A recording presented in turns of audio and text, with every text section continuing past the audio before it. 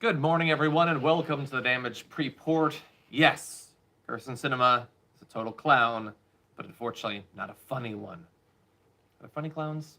Maybe at one point there was. Anyway, thank you for being here. Someone in the comments, like, John looks pissed in the photo. Well, yeah, I'm going to be talking about Kyrsten Sinema, so I'm going to be pissed. But I'm feeling okay right now. We're only going to get to when I'm pissed, I suppose, if we get to 1,000 likes. We hit the like button, get to 1,000 likes, I talk about Kyrsten Sinema.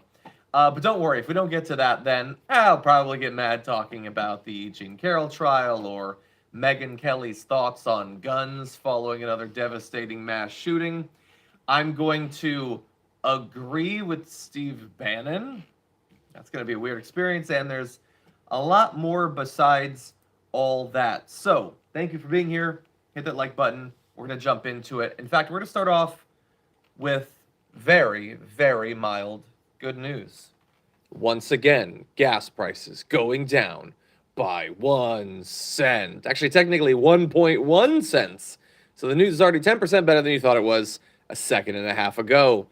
I said last week, in ways that I can't yet explain, I don't know how I do it, when I am paying attention to the gas prices, they do go down. And that is indisputable.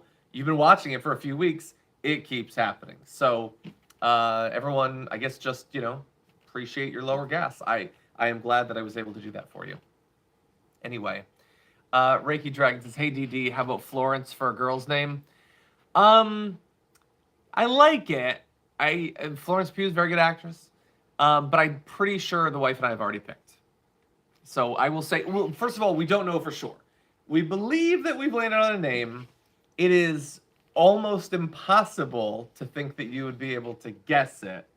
But I will see between now and the formal announcement if anyone can guess the actual name. Yeah, they would definitely call her Floaterola. That's just, I don't want to do that to her. So anyway, okay, here's a bit of news. Here's a little 1-2 shot of Stuart Rhodes news. Okay, so leader of the Oath Keepers, obviously, his greatest shining moment was January 6th. So here's what he basically wants. He's facing up to 25 years in prison for what he did, but he says he should get some leniency. And there have been instances in where you can get leniency, when bearing in mind certain things that you've done. And what he wants leniency for is acknowledgement of the work he did running an all-volunteer organization. Basically, the idea is that if you had been volunteering, if you'd been helping out, that, you should get leniency. But the issue is that the leniency was in running that organization, that you wanted to overthrow the government. How the fuck is that going to work? It's bold. I'll give him that. I like a good, bold legal strategy. I was hoping Trump would use one with E. Jean Carroll. Instead, he just ran for the hills because he knew how much damage he would do if he actually showed up. So anyway, I don't think he's going to get the leniency for that. But even worse, that's sort of funny. We can laugh that off.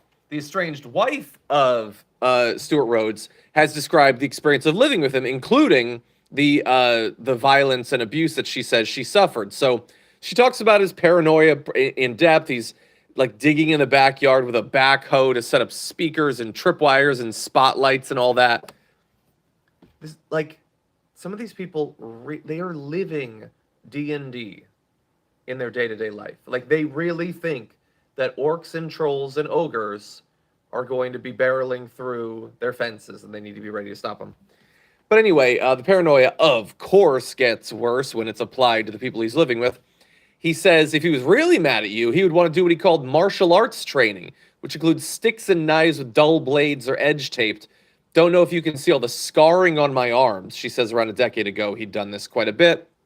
So like holding her down in a chair and then hitting the sofa next to her, waving a gun around with a bullet in the chamber, saying, you're going to make me kill myself, but pointing his gun at all of us. So, if I had asked you to say what you think he was like behind closed doors, you might have come up with something pretty similar to this.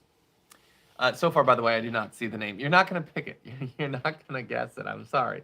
Some of these names are good, but Anna Jenk Idarola, no. Sharona Idarola, I don't think I would do that.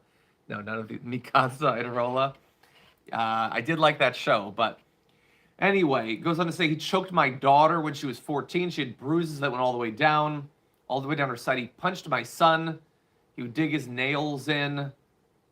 Afterward, he'd be like, oh, I'm never violent. I never hit the children. I never hit the kids. And he'd repeat that over and over and over again. Look, there's a lot more stuff if you want to see this. This is who these people are. Okay? Their minds are utterly broken. They go into this period of radicalization already being primed to absolutely lose their minds. And then they try to lose their minds as much as possible by consuming utter nonsense when it comes to the media.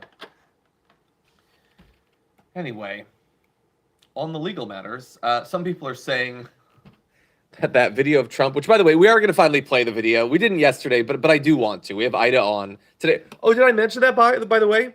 Ida's on the show. It's going to be awesome. I know the name is not Xena or Arwen, although I do like Arwen. That's good.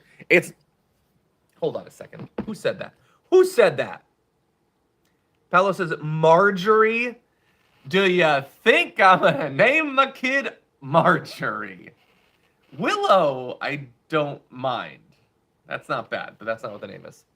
Anyway, okay, I'm not going to talk about the E. Jean Carroll thing. We'll show you the video. We've got updates on actually 2 of his legal obstacles that he has coming forward for him.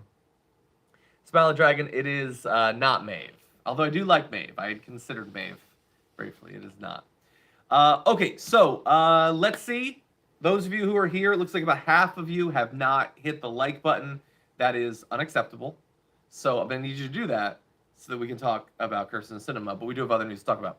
So, Democrats want a good candidate for Senate in Florida, and they're considering a couple of possibilities. And I just think, I don't know. They're considering Grant Hill and Dwyane Wade to go against Rick Scott. Rick Scott obviously sucks. Nobody's doubting that. Here's the thing. I don't know how deep the Florida Democratic bench is. I do like Daenerys. And Nynaeve is good too. Oh, or Nynaeve, as I always pronounced it. I am not generally a big fan of drafting athletes that can go wrong. Now, I'm sure that neither of them would be like Herschel Walker. That's an easy bar to pass. But I would generally prefer someone with a lot more political experience. I will just say, for Dwyane Wade specifically, I do kind of like...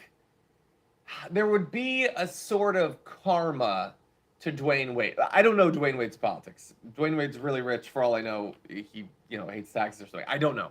But what I do know is that on the issue of the LGBTQ community, he's very reasonable. And I think he's done some good work in trying to get people to be more accepting. And so specifically with it being Florida, there is some appeal to that. I don't think he's given any indication that he would want to do that, but he is very well known, respected. I don't know. I'm sure they can find an actual politician, but it's the Democrats, so they'll choose someone that will hate anyway. Maybe we should just go with the athlete.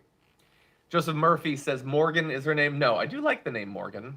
Liv Morgan's one of my favorite women's wrestlers right now, but Avril, nice, Catalina. These are all very good names, but you're not going to pick it. I wanted to do Rocket, but I can't. I like the idea of doing Raquel with Rocket being the nickname, but she's not going to let me nickname my daughter Rocket, even though I think it's badass. Konina to go along with Karina. Anyway, hey, so I told you I was going to give you good news. You want some more good news? You're going to have to wait a moment. First, we do have COVID information. Cases continuing to drop. 77,000 for a week is very good. I mean, we used to get daily numbers way higher than that. Bear in mind, of course, who's actually reporting their numbers, so who knows what any of this means. But the deaths numbers we can probably still consider somewhat serious. They are slightly higher than they were, not last week, but the week, no, from last week, actually. They're up about 60, so about 10 more people dying per day. So that's the bad news. The good news is a Texas House panel has passed a bill to raise the age of purchasing certain semi-automatic rifles from 18 to 21. I know what you're thinking. Dear God, has it come to this? Do we have any rights if a 19-year-old can't buy an AK-47? I doubt that you're thinking that.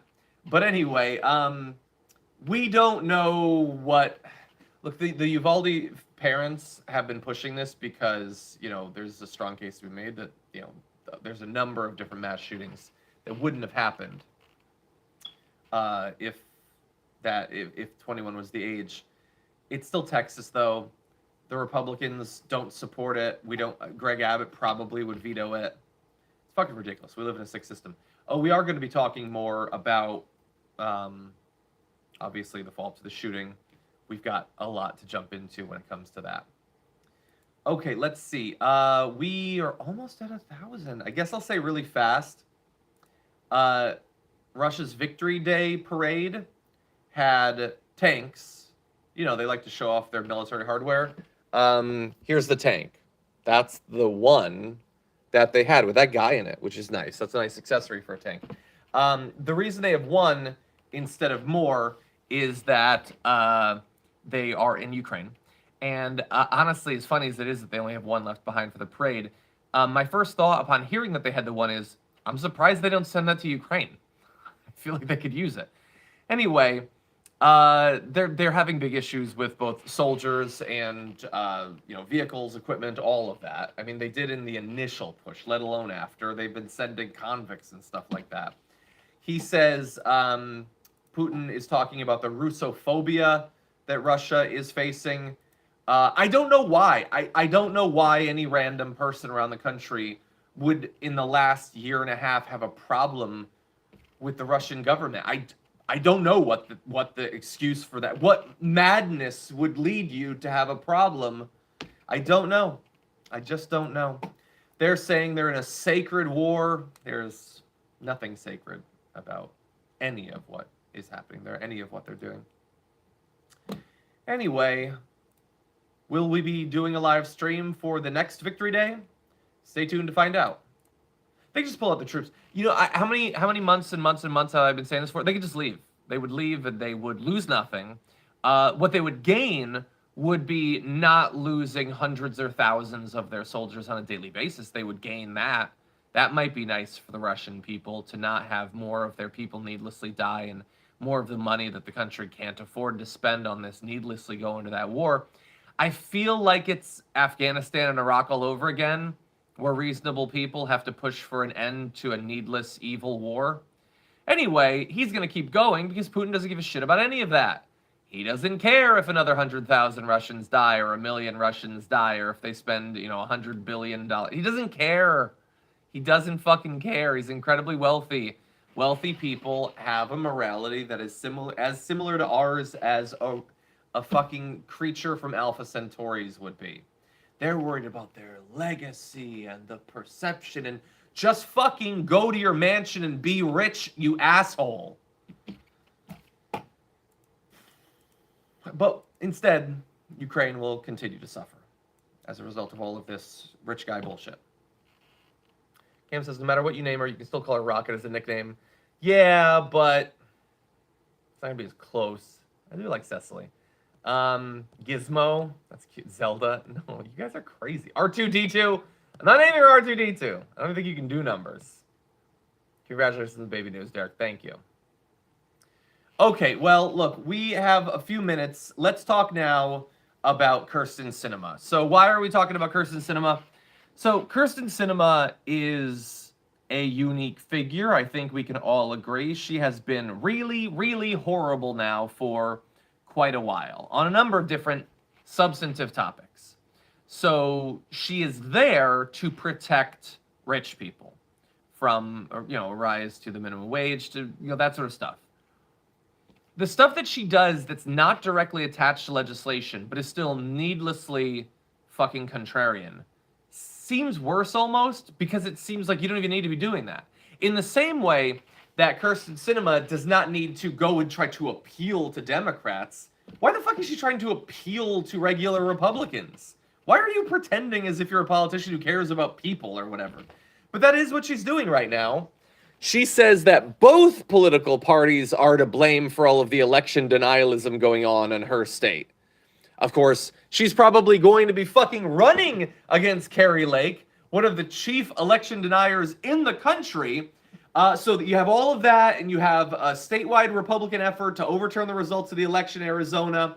And then on the Democratic side, you have, I don't fucking know, neither does she. Who the fuck cares? Just say whatever you want. So what you're seeing with Kyrsten Sinema in some cases can be a sort of unique figure, an iconoclast, a renegade or whatever. What you're seeing right here is not unique. I don't have a word for this, maybe you do. But all you need is you take someone who used to, like, at one point or another, to one degree or another, be represented on progressivism or the left or whatever. Okay, so you have that. That's like the soil. Okay? And then you pour into that right-wing money, which is basically money. And then what do you get? Well, you get someone who just, well, I don't know anymore. I don't know what's... I guess everyone's bad. I guess it's all the same. I can't tell what's going on. Oh, are they trying to overturn the results of the election? I'll just say they. It would be so hard to figure out who. Was there a coup? Who cooed? I don't know. Who can Google? That's basically what you get when you take someone who used to be fucking affiliated with the left and then you just get them right-wing money. Either give them the money or make them think that if they say the right thing, they'll get the money. That's what you get. Suddenly you have people who just don't fucking know what's going on, which actually is not the worst thing. It can get worse than that, because someone who has no idea who's to blame is annoying, but someone who takes the rightful, understandable, logical issues that we have, but can only criticize the Democrats for them, is almost worse. Because someone whose entire thing is that they have no fucking idea what's going on, okay, well, I guess to the extent that we could buy that, they're just ignorant. They don't know any better. But if you can criticize power, capital, whatever, but you choose to only do it to attack one side as a tool to allow the other side, which is even more dominated by that money, by what you're criticizing, to take over, then that is beyond ignorance or stupidity or being vapid or whatever. That is active manipulation. And so this is what we're seeing with Kyrsten Sinema. Okay? She is doing the work of people on the other side of the aisle who are trying to destroy things. And she is actively engaging in that. Look, I love the polls that show that she's doing really poorly or whatever. In the end, though, again, we do have to worry about the possibility of her functioning as a spoiler that throws the race to, like, literally fucking Carrie Lake. I'm going to say that a lot because I want you guys to understand what's happening. But that's my fear at this point. You guys are worried about names right now. I already chose the name. You don't have to worry about the names. Anyway.